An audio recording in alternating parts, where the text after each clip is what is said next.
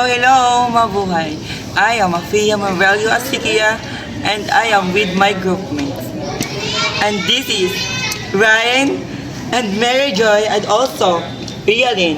We are a group 1 and today we will talk about a chapter 5 kitchen. Safety and perception, especially the first aid for a common kitchen accident.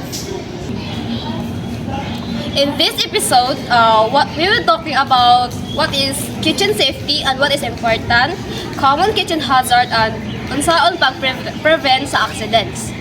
So, importante kaayo ni nga topic labi na sa student, food handler, and sa tanan hilig magluto sa kusina. And now, let's start a basic question about kitchen safety. So, food safety means pagsunod sa mga sakto nga rules and precautions para malikayan ang mga injuries and food contamination sa kusina. This includes safe use of kitchen tools, proper food handling, and keeping the kitchen clean and organized. Dapat dili hugaw o dili guhol.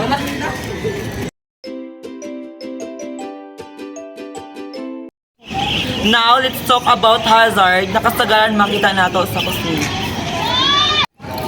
One common hazard kay sleeping tungod sa basa or sa oily nga salong. Kung dili tayo ni malimpyo, possible nga madulas or ma-accidente ta. Another hazard kay cat. Labi na gagamit og kutsilyo. If careless ka or bian ra nimo bisag asa ang kutsilyo, delikado kaayo siya. We have also boards gikan sa init nga kalan, kumukulong tubig or hot oil. Dili gyud na siya malikayan basta dili ta careful. And of course, we have an electrical hazard like paggamit og damaged na wire or appliances. Delikado ni siya at pwede siya makakurente or makakause ng sunog.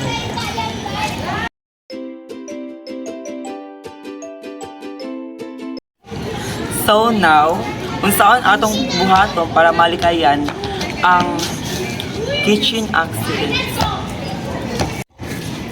So first, keep the floor dry and clean. If na may matagak na tubig, mantika, limpyo dayon, dili na siya itilog. Second, use knife properly.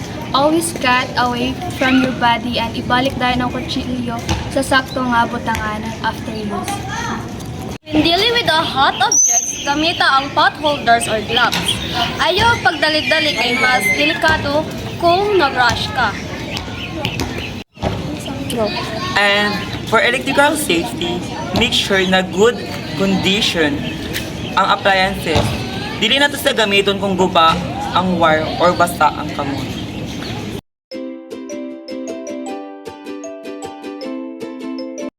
And now, let's apply a kitchen safety sa real-life situation. Kung asa man gyud di sa makita sa atong pang-adlaw-adlaw na kinabuhi. For example, sa balay, kung nagluto ta og sudan para sa atong family, if basaan sa log o wala naton malimpyo, pwede ta ma-slide, so that's a real risk. Through risk management, ma-improve ang safety by identifying risks first, like wet floor. Then, action din siya mag-map and then magbutang siya og warning, simple step, dako na siya natabang. Another example is a school, kitchen, or canteen. If daga na gamit og kutsilyo, possible jud ang cuts. Risk management means using knife properly, storing them correctly, and being alert all the time.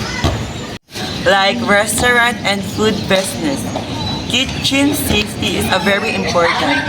If a hot oil handling carefully, pwede makasunog, and risk management help sa pinaagi na paggamit og gloves, proper training, og following safety procedures. Electrical appliances could like rice cooker or oven. So, if damage ang wire and then gina-ignore lang siya, so delikado kay kaya siya.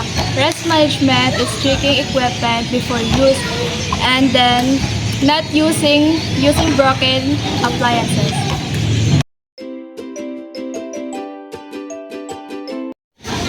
Sum it all, Teaching safety about careful, organized, and responsible about our kitchen. So we learned what kitchen safety is, the common hazard like slugs, cuts, and burns, and electrical risk, and how we prevent it. By applying proper risk management, we can reduce accidents and create a safer environment, whether sa balay, sa school, or bisan man sa workplace. Our final message is simple. Safety first, always.